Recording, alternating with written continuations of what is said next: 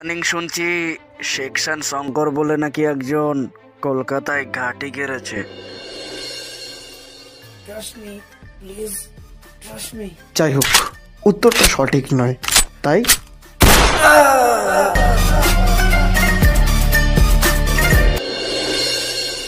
দেখতে চাস না আমি কি করতে পারি? ঠিক আছে, তবে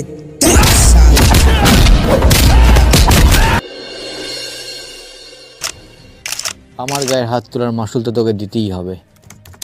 মেঘরাজ, আর একটা পাখির সন্ধানও পেয়ে গেছি। শোন হারামজাদা, তুই যদি এক বাবার বেটা হয়ে থাকিস তবে সামনে আয়। আসবো রে, আসবো, খুব তাড়াতাড়ি তোর সামনে আসবো।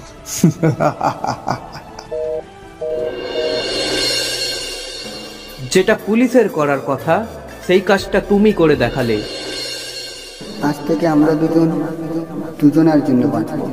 শেষ বলে যেন কিছু নেই, আছে অবশেষ।